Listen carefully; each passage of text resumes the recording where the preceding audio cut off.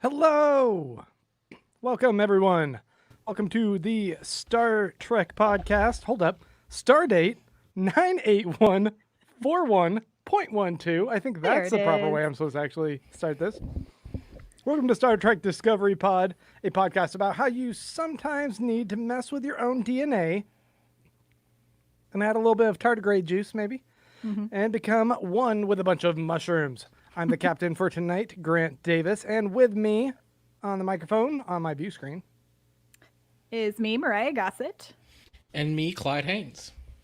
Mike Garcia is unfortunately out on an away mission this week, but we'll be back soon. And just a reminder, we go live on YouTube, Twitch, Facebook, all of them at 9 p.m. Central on Thursdays. So if you are interested in listening, beyond our audio only version, come join us. Join us on there. You can join us in the chat. You can type in your little thoughts and questions and comments, and we can see them as we're going. If we, take the time to look over there and see, it's a lot of comments. Tonight, we're going to be doing a deep dive into one of our favorite astromycologists, Lieutenant Commander Paul Stamets, as we patiently await Star Trek Discovery Season 3. Come on, Season 3! Come here, you audio latency and rendering times. That's a remote recording music composition joke for anyone who's paying attention. As always, just a few reminders and announcements before we go ahead and get started so that we don't forget to tell you about them because we're too busy nerding out on our Spore drives. Yes, so first up, we are raising funds again this month for July from our Patreon. This time we're going to be raising money for the Okra Project and the Central Texas Food Bank. So thank you, patrons. You're already contributing, but you can add even more if you like, or if you're not a patron and you want to help us out so we can make the biggest possible impact, please visit donate.startrekpod.co to help us pool all of our resources and help get these great organizations the biggest donation possible. So, just a little bit about the orgs if this is your first time tuning in. The Okra Project seeks to address the global crisis faced by Black trans people by bringing home cooked, healthy, and culturally specific meals and resources to Black trans people wherever they can reach them. And the Central Texas Food Bank provides more than 39.2 million pounds of food to families in need last year. And they assist an average of over 200,000 individuals each month. So again, you can help us raise as much money as possible by visiting donate.startrekpod.co. And for all of you live viewers out there, I just want to remind you to tag at Star Trek Pod or type capital P, capital O, capital D, capital Pod in your comments, in front of your comments, and that will help us see them so that we can mention your comment or answer your questions a little later on in the show. And tonight we want to know what's your favorite Stamets moments.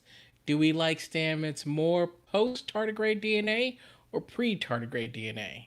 So we're looking forward to hear some of those comments from all of you. And if you guys are watching over here on YouTube, you will see that I was busy eating some sausage pizza, sausage and garlic pizza from next door. I didn't eat all day. I was hungry. I muted the mic while I did that. Thank you for that. From time to time, those are just some of the perks you get if you watch us live, I guess. You get to in-depth knowledge of our eating and drinking habits. But I think it's time for us to do a little bit of hot breaks. Hot Breaks. Oh, I'm sorry. Did you want to do it? No, I was just going to do it so you didn't have to do it twice. Hold up. Since you were full of cheese pizza. I'm full of cheese pizza. Let me do this again. So we'd like to do a little thing called hot frakes. Hot frakes. Yeah. Woo. All right, hot frakes on Paul Stamets, played by the multi-talented Anthony Rapp. Sir Anthony Rapp? Has he been knighted yet?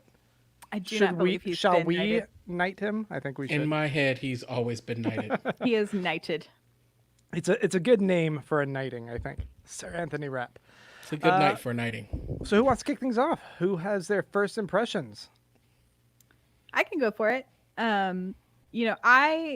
One, I have to say, as like a member of the greater LGBTQIA community, this character is very near and dear to my heart. So that's like my first major impression. And I know we're going to talk about that a little bit later. But I think it's such a fun character. He's like part science nerd, part sort of like if he's not an evil maniacal character, but there's that like maniacalness that sort of boils underneath everything that I enjoy. It's like mischievous almost. And I have to say, as I've been doing a rewatch from season 1 to help sort of calm my desires for a season 3. Watching how he transitions from before the tardigrade DNA to his current sort of situation, he sort of like mellows out. It's like, oh, the mushrooms are doing some work like on your whole system here, bud. That's some therapy right there. That is some deep therapy on a microbial level. But I think he's a really fun character. I enjoy how smart he is. I enjoy the way he interacts with the other characters. I like his relationship with Tilly a lot. I think they bounce off of each other very well. And I think he really helps drive a lot of the plot forward, especially through season 1 and season 2. And I'm really excited to see what happens in season 3. Yeah, I'll jump in and say I like Stamets quite a bit for a number of reasons. One, um, I just think that he brings this missing piece to the group, and I can't quite put my finger on what exactly it is because it feels like it's a whole bunch of stuff. But I feel like typically in sci-fi shows you've got this character that is a little unorthodox, but smart, but kind of weird, but also provides kind of something extra. But that's not what Stamets does, though doing all of that. I know I'm like talking in circles. But what I look at and go, what we see is we see someone who actually coaches kind of the junior members of the team, right? So we see someone who's actually coaching Tilly, who's there, but not doing it in a Saru kind of way, but doing it kind of in like, I'm going to put you in challenging situations and I'm going to push you and I'm not going to expect anything less than your best. And when you think you can't do it, I'm going to push you even harder because I know. And I think you need that type of character in this group, right? Someone who ultimately is so full of passion and emotion that it just infects everybody else. It's kind of like there would be a huge chunk of potential, of greatness, of what they could be, that would be missing if he wasn't there. And so I think when we see him interact with everyone with this razor sharp wit, right? This unyielding kind of momentum of carrying the crew forward. I think it's amazing, and I've tried since the beginning of the show to try and pigeonhole Stamets into our former character, right? Like I think we often want to look at the crew and go, okay, well this is the Riker, this is the Tuvok, this is the Spock, right? And really figure out who they are.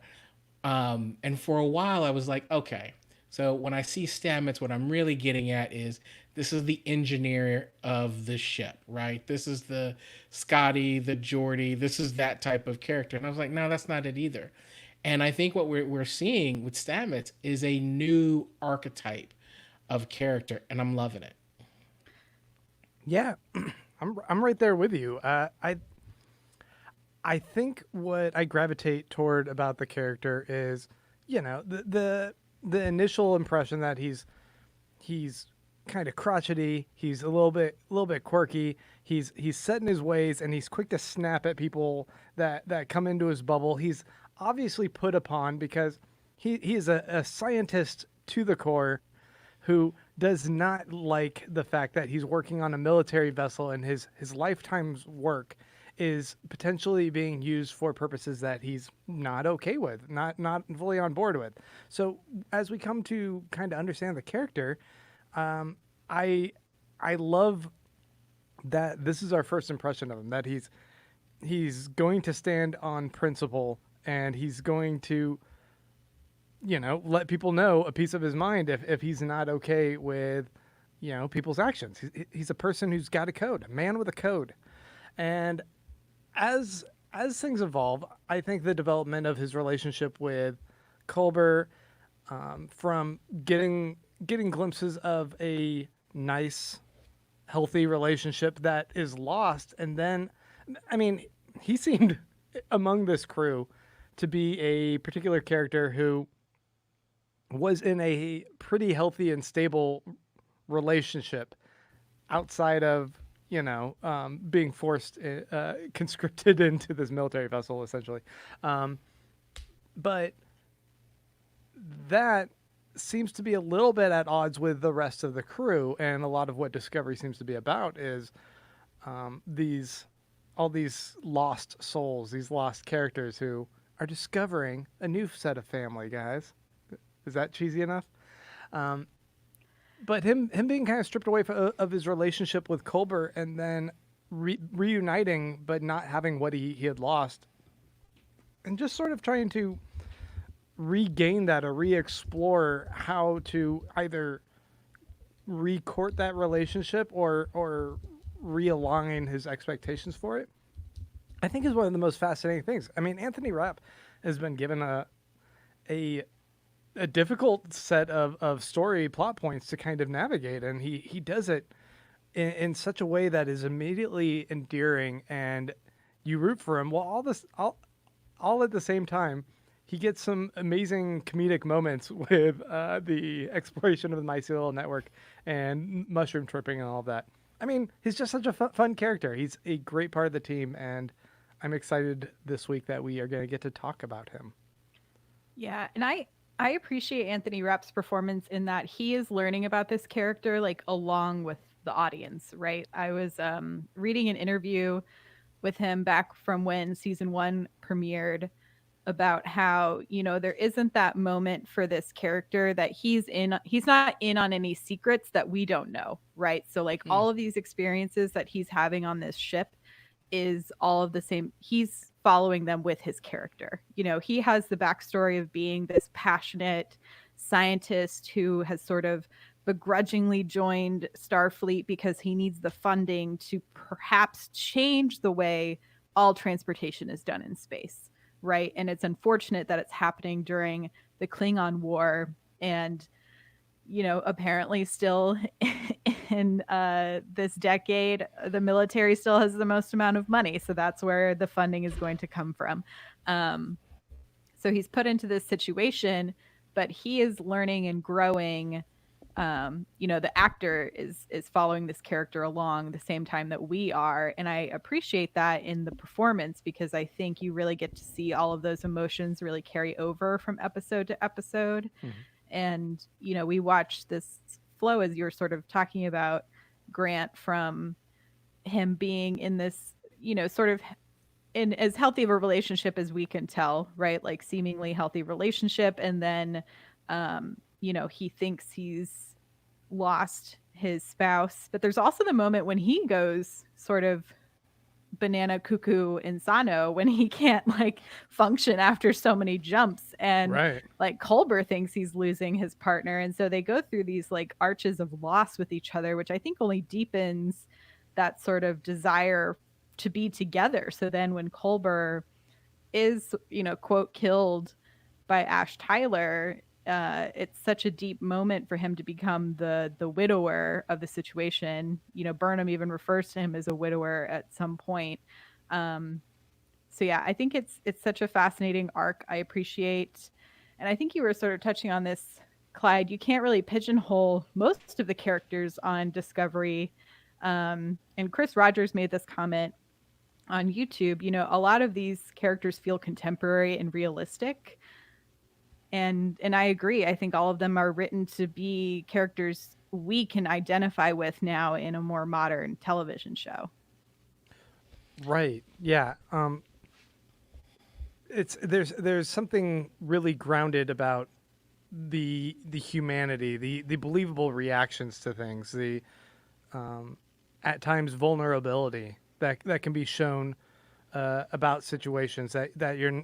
I mean, I think that I saw that they played with this a little bit with, characters like Bones from the original series, or at least from the movies that I watched, where you have someone who also, like Bones, has this kind of defensiveness, this guard that they put up, this exterior. They lash out at people sometimes.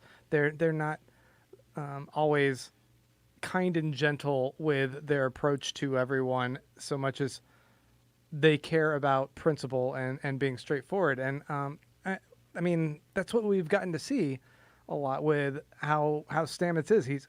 He's a firm believer in what is his craft and his calling, and he's dedicated a lot of time to it. And maybe he's a little bit territorial with like Burnham at first, and and rightfully so. I think like it's really interesting to go back and think about those earlier episodes, how you're getting presented to a character as you peel back the layers and kind of have a deeper understanding of what that world is that you're kind of being thrust into.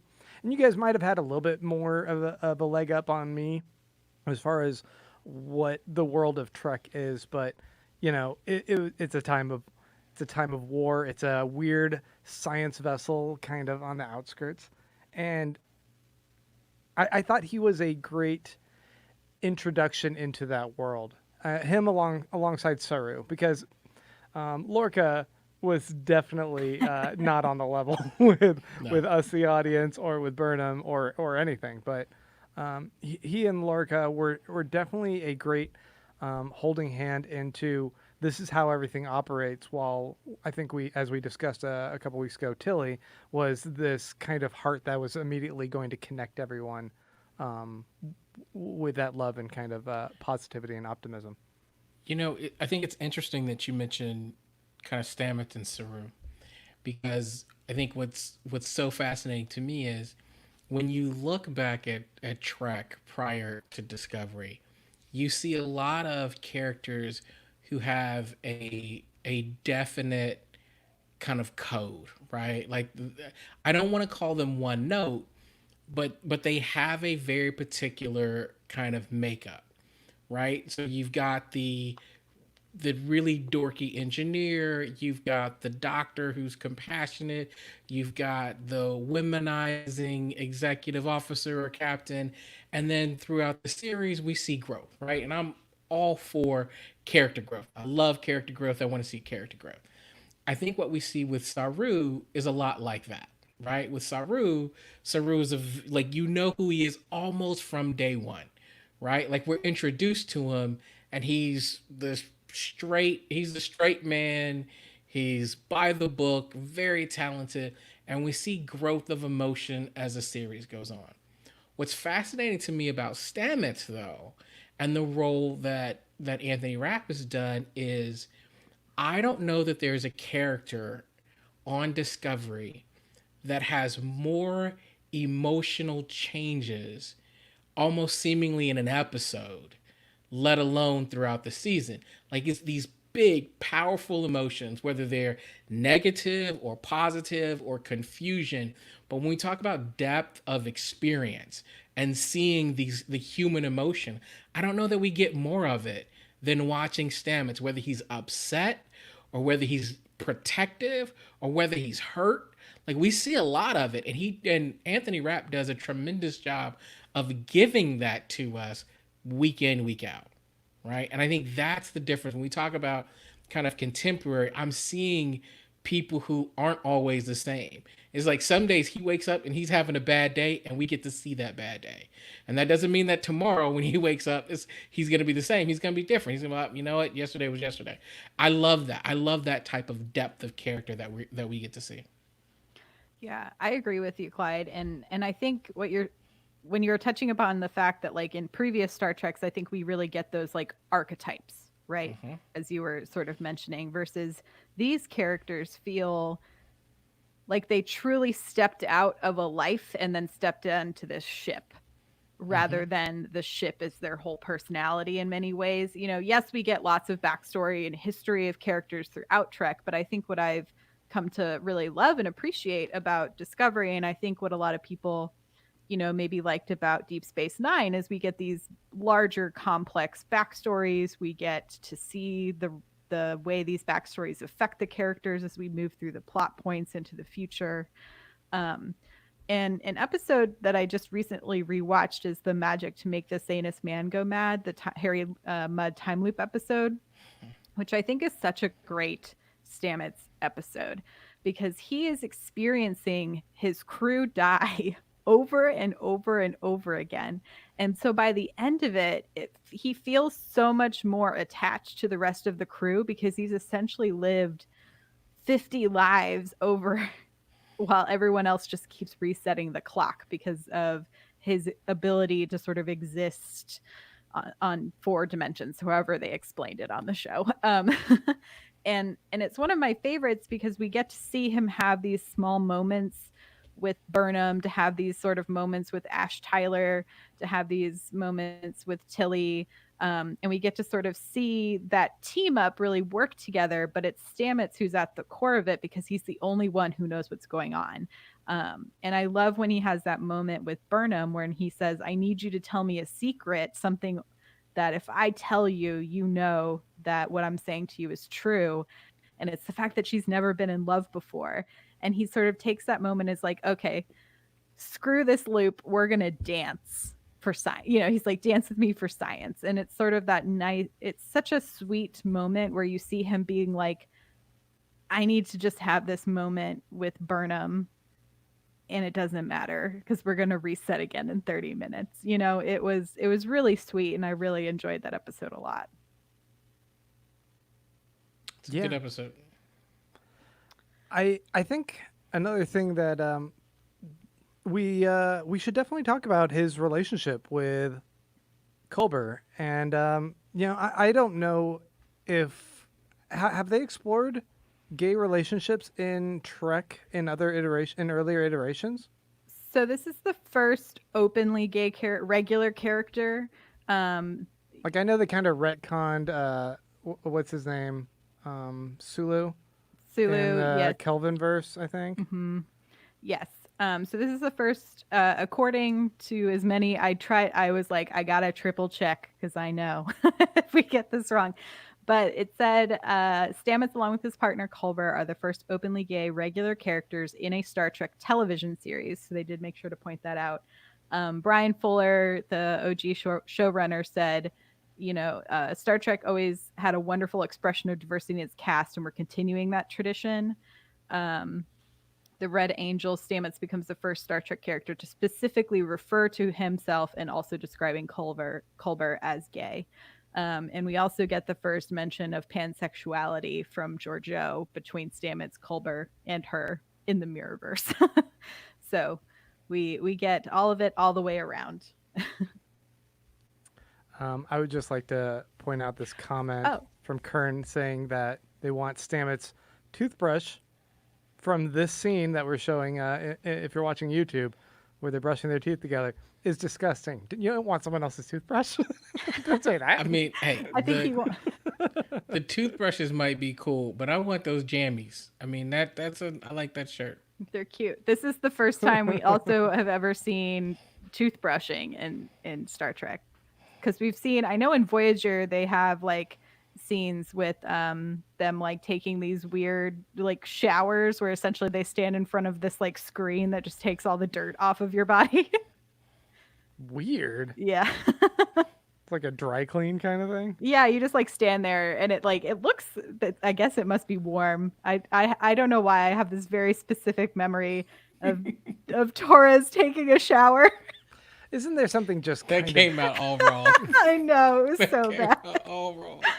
Isn't it a little bit disappointing to you guys that we'll be, was it another 150 years into the future or something? We'll still have to brush our teeth like this. Yes, I was just thinking that. Come on. But they don't have to scrub. They just like hold it there and it must like just get rid of all the plaque. It should just be like you put a paste in your mouth real quick, you pull it out, and you're done. I think they look like the all black like Quip toothbrushes. So Quip, if you're listening and want to sponsor our podcast, become a sponsor. Quip toothbrushes, everyone. Yeah, but I thought that the relationship that we get, we don't get it in very many episodes before Culber's demise, but we do see this kind of closeness, this maturity, this respect for each other's position, that they both are hard workers who have achieved a really high ranking position on this elite starship, and they just mesh together. Everything works, which makes it all the more heartbreaking when he loses him, and then when he regains Culber, and Culber has no recollection of this life shared with him. And like, how many different heartbreaks you have to kind of go through. I think that's one of the biggest tragedies that we've seen a character kind of endure on here, or at least like continual. There's something about the distance of losing other people and in war, or like losing family or something, versus your spouse that you are with day in day out on the same ship, losing them and then having them come back and not remember you. Well, I think that's one of the that is one of the reasons why I love that when you asked about a favorite moment, or I asked about a favorite moment. Um, it's that when you think about that emotion, right? The losing your significant other, the love of your life, losing that person. And we basically had to watch Stamets go through the grief and the mourning, right? To experience all of that. Then he gets him back. And then we have to watch him again, like not like it's fool's gold, right? It's, oh wow, what a miracle, yet no, now I can see it but can't touch it. What I love is I felt every moment of that, right? Like it wasn't just, sometimes, especially with sci-fi shows, when they touch on this type of emotional kind of work, it can almost be secondary to the science. And I didn't feel that here. I felt the emotional work being done between these two characters. Yeah, I mean, props to Wilson Cruz and to Anthony Mm-hmm. Rapp for their portrayals of these very complex emotions, because it's definitely could be soap opera esque plot line, but is instead not treated that way, which I really appreciate. And I do know there was like some backlash to them killing off Culber, because it is very much in pop culture tropes. Like, you can never have more than one gay character, and The like bury your gaze trope, the barrier Yeah. gaze trope. And right? so, I'm glad that they brought, I mean, when you watch Wilson Cruz, you're not going to get rid of Wilson Cruz. Like, come on now. Like, Yeah, but they fooled us there for a minute. I they was like, they for did fool us They for, dropped Giorgio and then they dropped Cruz, and yeah. you're like, whoa, what are they doing here? I was thinking like, what the hell is going on? And then they worked it out. Yeah, so I'm glad they brought it back, and I'm glad it felt like it was meant to propel the plot forward, rather than it just being a, we're going to mess with the psychology of this character. Do you know what I Right. mean? Like, it felt more Mm-hmm. purposeful, which I do appreciate. Even though, we could just stop killing gay characters, that would also be nice. I think this in part feels like part of the trappings of a Brian Fuller project. You get a couple trademark Brian Fullerisms in the, the killing of characters for for stakes, and then the fascination with mushrooms, Yes. with mycology, or let's take it up a notch, astromycology. I remember watching Hannibal, and you could see there was a murderer that had a big to do with mushrooms as well, and you could see that Brian Fuller was just kind of like into this whole mushroom thing, and being able to take the work of Paul Stamets. I'm thinking this is Brian Fuller, who was all about ushering in The mushroomness and the the name. mushroomness in Paul Stamets, but correct me if I'm wrong. It seems to fit. But bringing in that he would work with this, with mushrooms, to map out that this is some theoretical manner of instantaneous travel across space and time, is kooky and not a thing that I expected to necessarily get from a Star Trek show, but I love it. I love it, and I love the the ways that Stamets' character kind of delves into this pseudoscience. It's like the show Fringe in a way, where Well, it's not totally pseudoscience. Right. So the real Paul Stamets, who is an actual like mushroom like fanatic, I think is the best term for him, has a really good TED talk on like the ways mushrooms could save the world, like from them like cleaning up oil spills. I don't know if the other Brian Fuller show you're talking about, if it's like the mushroom like body eating. yeah, You yeah, can train mushrooms to eat bodies, yeah, which is also a real thing. I used to work at an environmental organization, and I had a friend who's like on that mushroom admiration level. Is also like every once in a while would just pop in and be like, "Did you know you could train mushrooms to eat you?" And you're just like, "Okay, good to Why would know." I ever want to know that? Yeah, why would I want to do that? I don't But know how that's useful. executive producer Aaron Harbert said, while Paul Stamets is named after real life mycologist Paul Stamets, they actually based a lot of the character around Aaron Harbert's kind of this whole like Stamets is a kind of cranked up version of himself. And when they were writing Stamets, he would just be a lot of like, well, what would I say here? So loosely based on himself, which is helpful when you're writing dialogue. I think the exploration of this mycelial network by Stamets, it in a way feels like this kind of this falling into a drug addiction a little bit, where he starts doing this, like where he uses himself as a vessel to jump them across space and time, and then it becomes kind of this I don't know if addiction's the right word, but It this almost kind feels of like a desire for power and not and knowledge, that almost feels like more correct with his scientific background. I don't know. it would seem, but I mean I don't think we get too much of a sense of him power tripping over it so much as it seems like it weighs on him and it ends up having a little bit of a destructive element toward him as he continues to do it. I mean, he suffers kind of glitching in and out of time and not being able to kind of focus on things until his personality has shifted as a result of doing this too much. Whether it's a psychedelic mellow shroom man, or if it's a, a deadening of his drive for curiosity and science. I'm not really sure where it's going to continue to go, I guess, in the next season.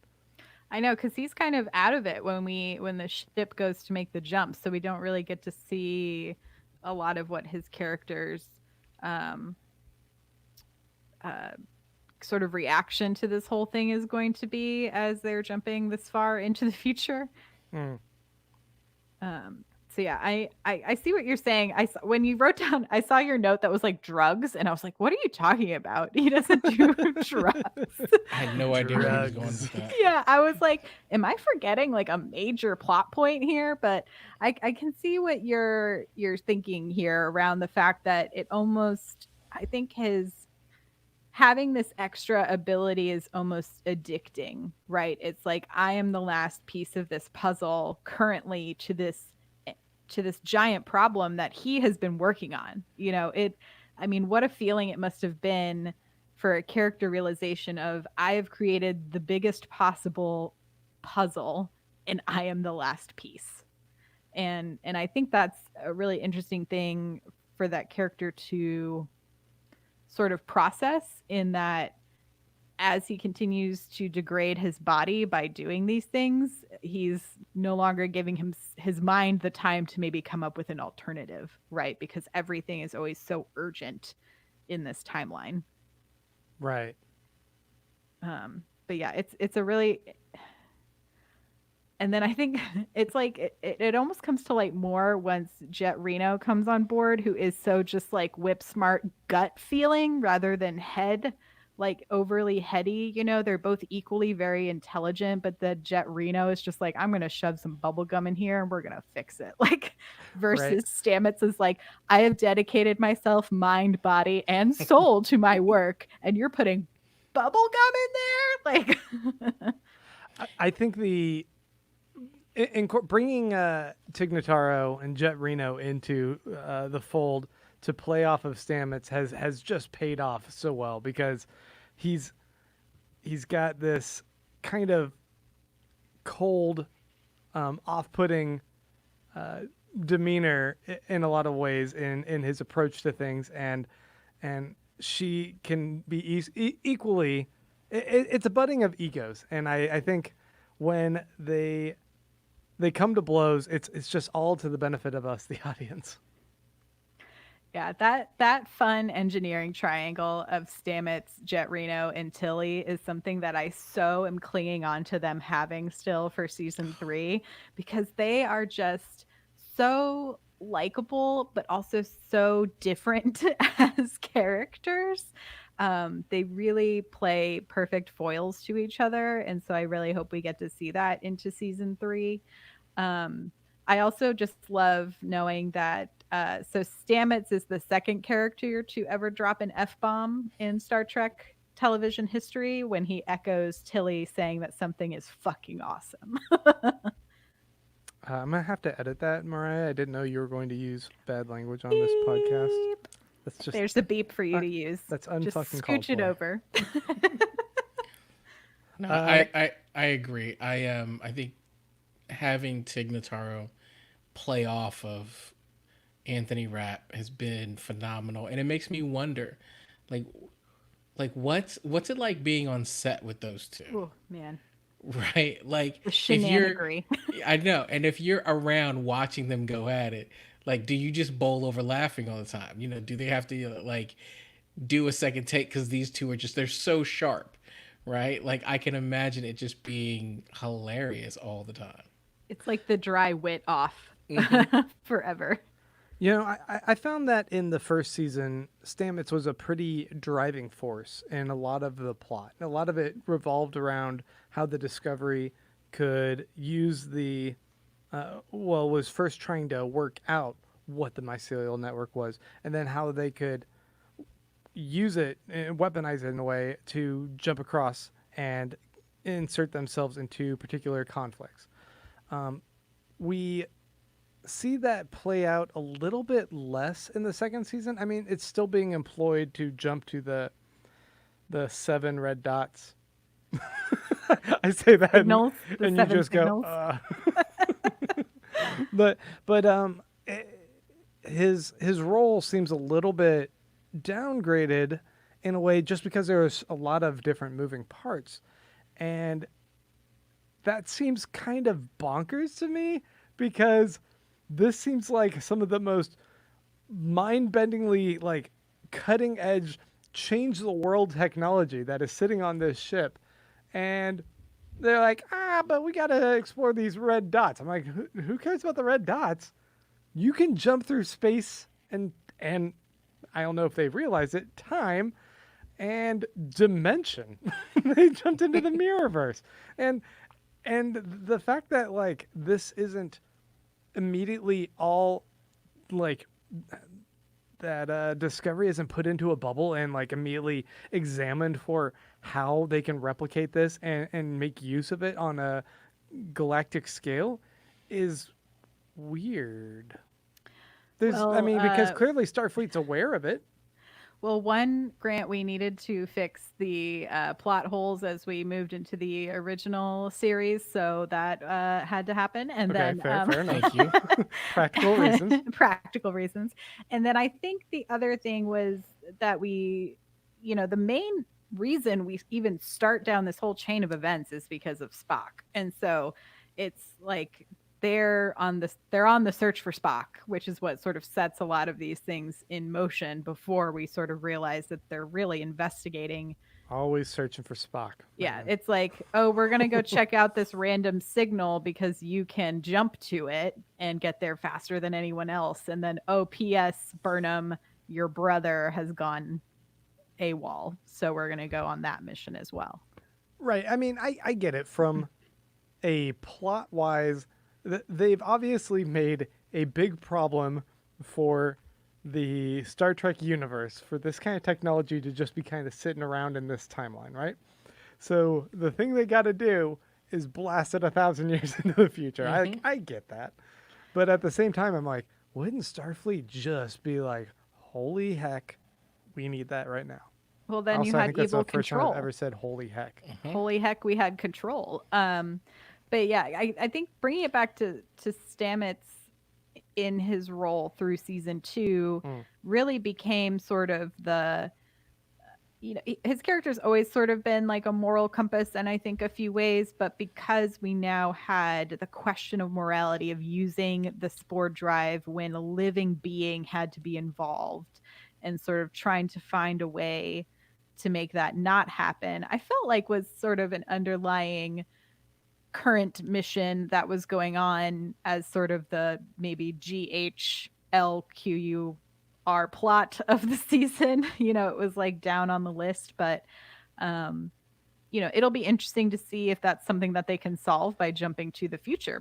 Maybe spore drives are all the rage in the future, and we're going to see what happens. Wasn't that another? Oh, sorry. Go ahead. I was just gonna say no. I was thinking about that a lot, because yeah, you've got the whole plot hole thing, right? Like you've introduced this incredible technology that isn't anywhere else in the canon. So you've got to either destroy it or jump it 1,000 years in the future. So there is that. But I agree that there's also this sense of if you have this technology, which quite frankly is probably the best technology in Star Trek history ever, right? Like it's pretty powerful to be able to not only jump anywhere in an instant, but hell, you can jump into another dimension and come back. I'm sorry. I think they can make any ice cream you want. Okay. How is that not the best technology? I mean, ever? That's kind of the best technology. That's pretty awesome. Yeah, if I could have a replicator right now, I would have all of Grant's pizza. Well, but I guess kind of my point is when you think about that power, right? We are talking about a scientist who was basically kind of conscripted reluctantly into a war, right? What we're seeing is you almost can't let that technology fall into the hands of the military, right? Because the way it works is once one military has it, all the militaries will eventually have it, right? Not to mention we uncover the fact that just traveling the mycelial network is damaging to the tardigrades themselves. So there's this whole other conundrum. And so what I see in Stamets is the guardian of that technology, of that world, and not sending us on to a future where, spore drives are all the rage, tardigrades be damned, and we're instantly jumping in and killing each other. So he is the guardian, the defender of our morality and our stupidity. Mariah, you brought up an interesting point with the moral conundrum of using the spore drive and how a line was drawn in the sand. It's unethical. Let's not do it. And I don't remember, did we address how they justified jumping 1,000 years into the future? Like, it's unethical, but we got to get away from control. I think it was a portal opened up through the suit, wasn't it? Mm-hmm. Oh, wait, it was. It wasn't. They didn't jump. They used a portal. Mm-hmm. Oh, snap. Okay. Yeah. Now I'm remembering. But I'm trying to, I think it was something to do with physics for why the ship also had to go. I think, if I'm remembering correctly, obviously I'll rewatch before we get to season 3 to remember all of the science, the Star Trek science-y stuff for why we got to where we are. But Yeah, coming back to sort of Stamets being this, I like the idea of him being a guardian, Clyde. I really like that you brought that up, and how he sees the potential and the harm that it could cause. Um, there are the scientists who it's learning from history, like so many folks don't seem to know how to do anymore. But he has learned, there are scientists who regret working on like the atom bomb and Hmm. seeing like what it eventually caused. And while there are advances in technology to things like nuclear power, there are still downsides to that. There it's Chernobyl. If anyone watched that miniseries, you got a really graphic firsthand account. Um, so it's interesting to see him playing this scientist who I think is reflecting on history of these large advancements that happen in society and then what repercussions we have because of it. Which is something I think Star Trek plays with a lot. I mean, they definitely shook their morality finger at us when we went and saved the whales. So the idea that we have to be more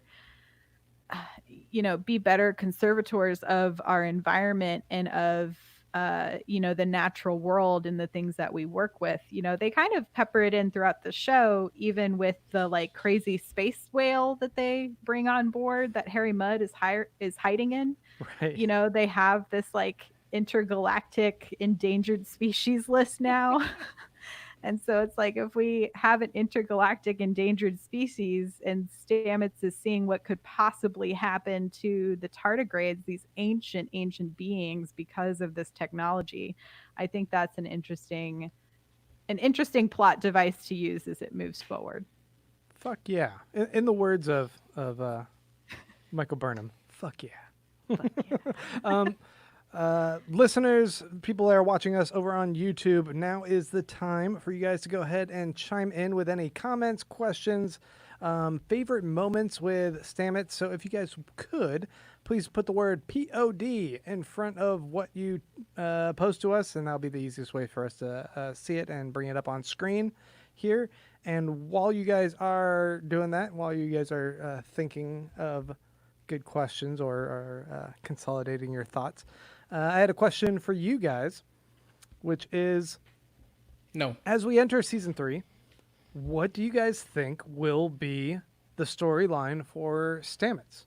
Like, where do we go in season 3 with his potential storyline, season 3, and maybe even beyond? What's the full arc? What's the goal of his character? I mean, I like when we get some rom-com moments in Star Trek, so I hope we get a little will they, won't they with him and Culber, like what is going to happen to their relationship. Perhaps they each meet their own different space babes of the future. Who knows?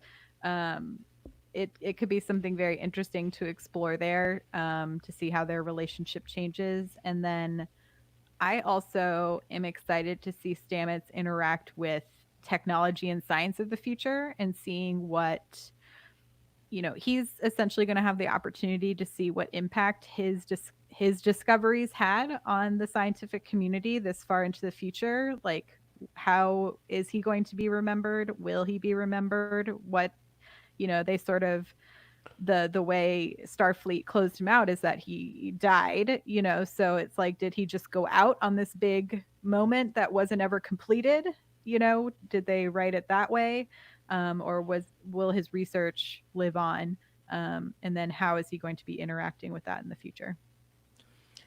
Yeah, Mariah, when you talk about him being kind of the scientific genius on board the ship, it's got me curious about what advances that we've seen.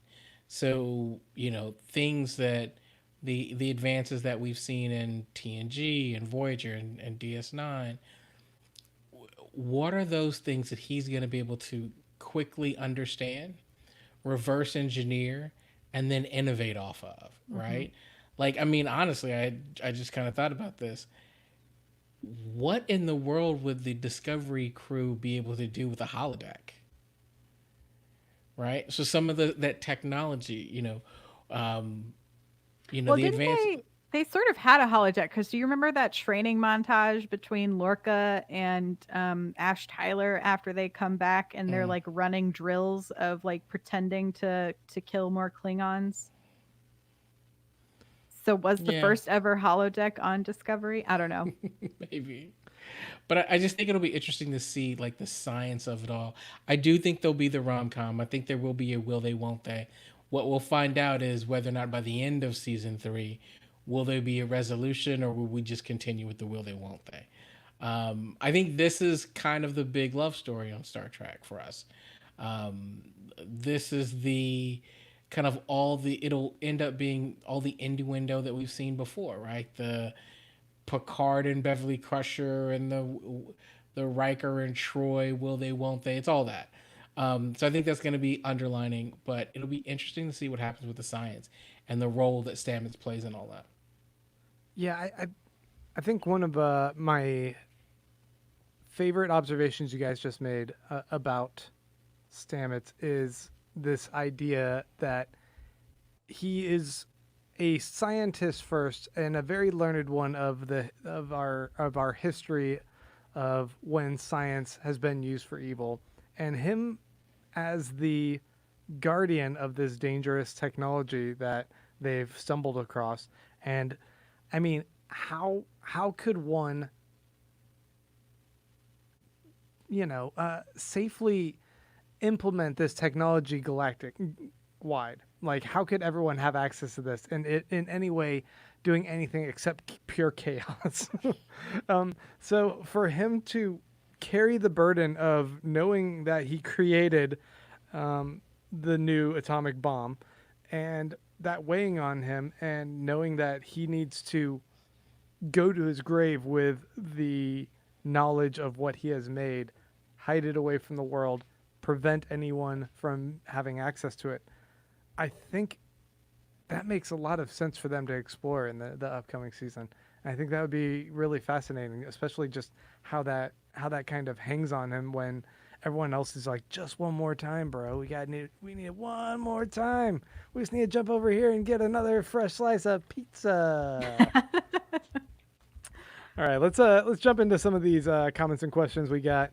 Here's one from Chris Rogers. I think it's a two-parter. It says, Pod, I think it was a wonderful care of attention that it was Stamets' character and us relying on knowing who he is that was instrumental in addressing the issue of how spore jumping was hurting the environment.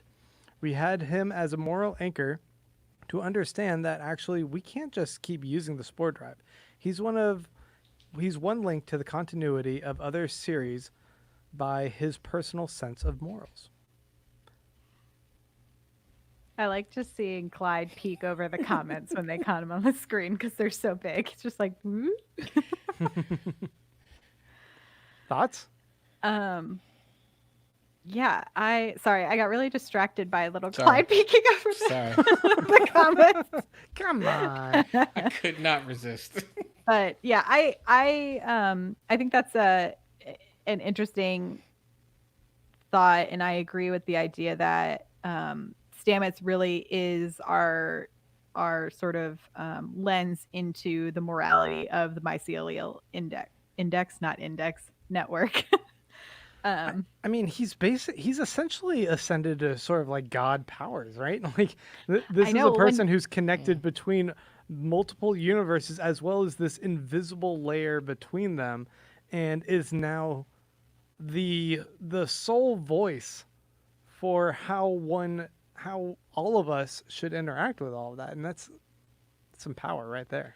Yeah, when you pulled up that screenshot earlier of him getting, plugged into the Matrix, he looks very like crucifixy. It's very like I am being sacrificed in order for the greater good. Which is something we've routinely seen throughout Star Trek. The needs of the many outweigh the needs of the few. So, right. Yeah, I wonder if that'll continue.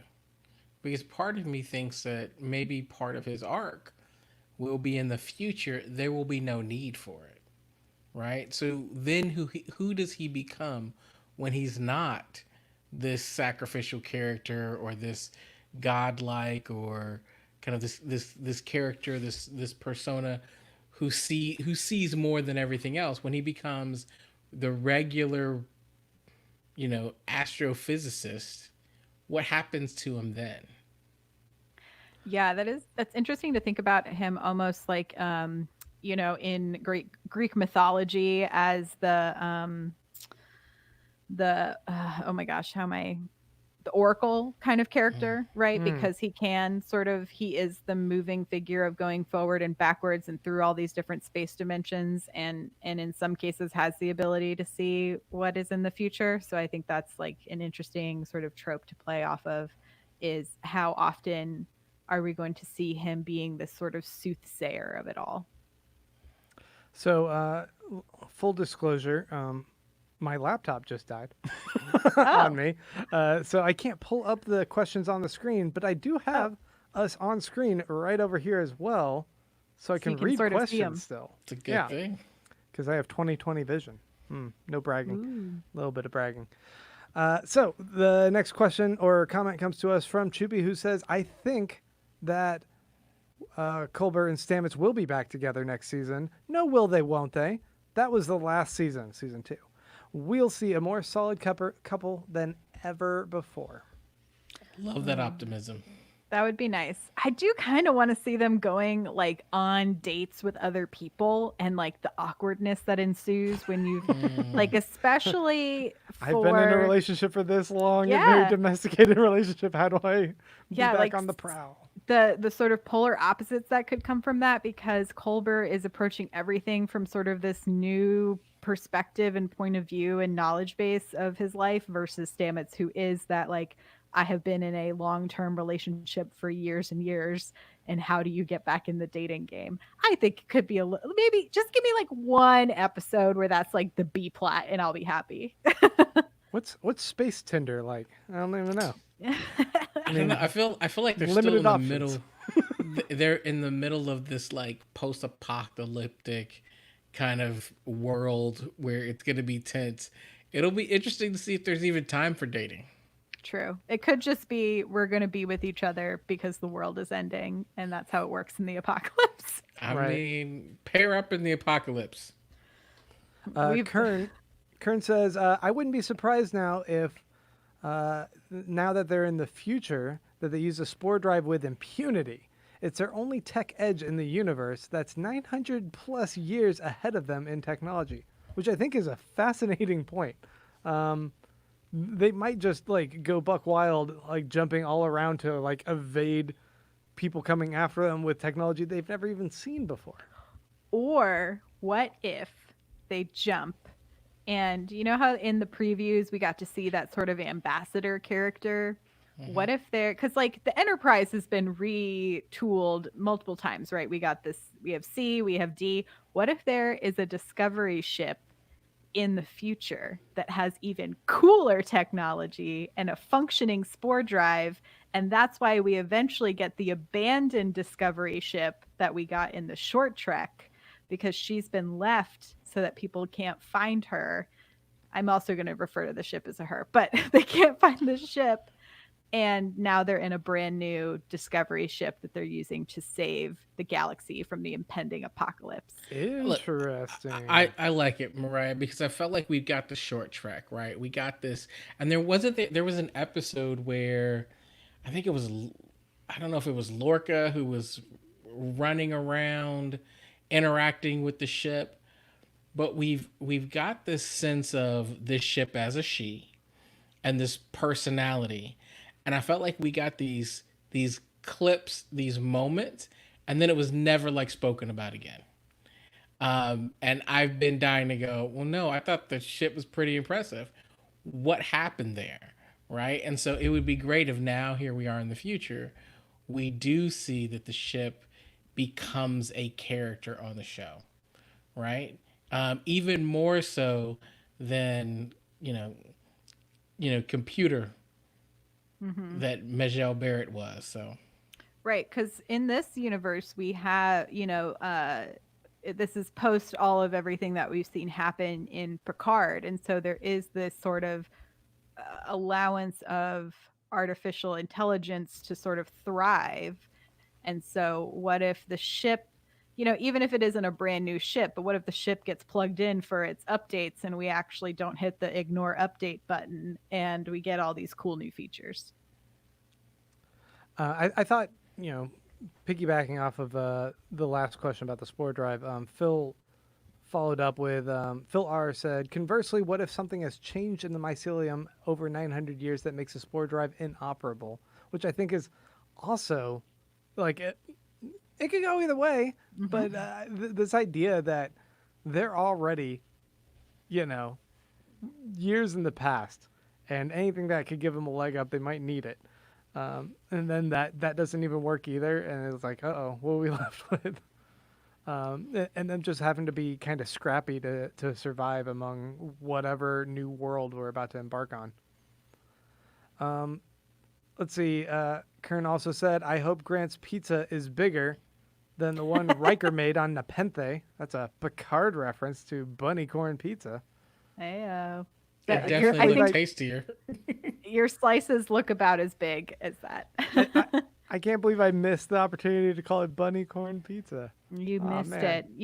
Why aren't you dressed up as a bunny corn if you're eating pizza? Why aren't I just always dressed as a bunny corn? Always bunny corn, forever and always. Let's hit another one here from Chris Rogers, who says, Stamets to me represents a kind of moral shift. He was presented as a hard ass with a soft spot for his hubby, and trauma and life experience changes his personality and his moral compass. He represents a regular person having to represent something bigger than himself and answering that call. I wonder what season 3 will bring to that idea of his character. Yeah, I mean, if we're following the trek of like the Oracle Soothsayer, are we eventually going to get the another sacrificial moment for that character? Oh man, what if he just has to like keep dying and coming back?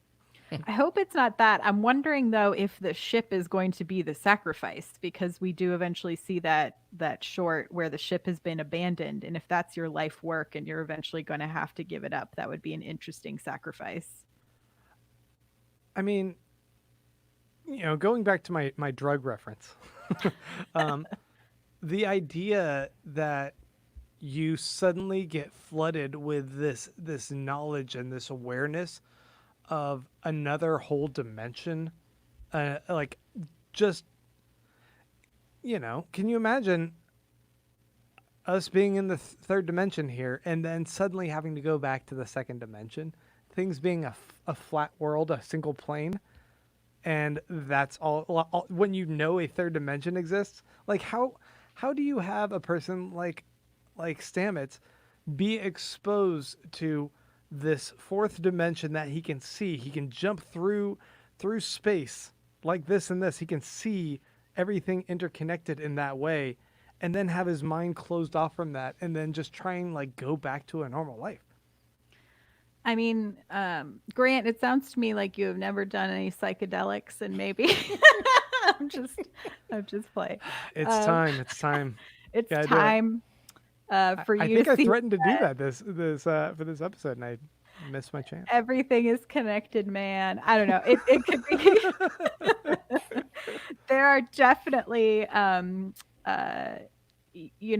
think ways to alter one's perspective and to see how everything can be connected and still come back to the third dimension and have it inform the decisions that you make in the third dimension. Dennis McElwain says, Pod, how will Discovery be able to deal with Warp 13 if it doesn't have the Spore Drive anymore? It's going to have to get Warp 13. Yeah. Upgrades. What's Warp 13? That's the warp we get in Voyager, right? No? It's super fast warp, Grant. Super fast warp. Super go fast warp. That's what I'm trying to remember when we get warp 13. This warp goes to 13. Okay, I got it. They used to only go up to 10. Yeah, cool. The Enterprise D was refitted for warp 13. All right. Well, Memory Alpha. Anyway, I think that's about it. I think we're gonna have to hit the wrap it up button here on Stamets. Was that an Anthony Rapp joke? Wrap it up. Nice. Just a little bit. Wrap it up. I'm gonna let you guys go ahead and close everything out because my computer died. Oh, yeah, you can't read anything. All right. Well, thank you all so much for joining the pod this week. Remember, we will continue to go live every Thursday at 9 p.m. because, as you might have heard, Star Trek Lower Decks is coming and only a few weeks away. So we will be recapping those episodes at 9 p.m. Central Time on YouTube on Thursdays. We're also live on Twitch, Facebook, and Twitter. Just go to StarTrekPod.co for all of the links of where to live stream on any of those platforms.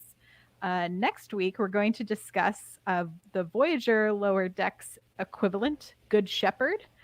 The synopsis is Captain Janeway goes on an away mission with 3 troubled crew members in a shuttle. Do you remember this episode, Clyde? Yes. Yes, maybe. I know it's always been a hot minute. I'm excited. Especially for Voyager. You're asking me about Voyager. If you I said know. anything else, I'd be like, I got it. I got you. I'm thinking, Do you remember this The Last Enterprise of Us. episode? But anyway, I'm excited. It's a good Janeway episode. She gets to play like a sort of like mama bear sort of figure, and she's trying to like fix these subpar crew members that she has because they're stuck out in the Delta Quadrant and can't swap out crummy crew members. They just have to train them to be better crew members. So it should be a good episode. Also, make sure to join us on Patreon if you have not done so. Patreon.com/Star Trek Pod. We're going to start our coverage of the Kelvin movies.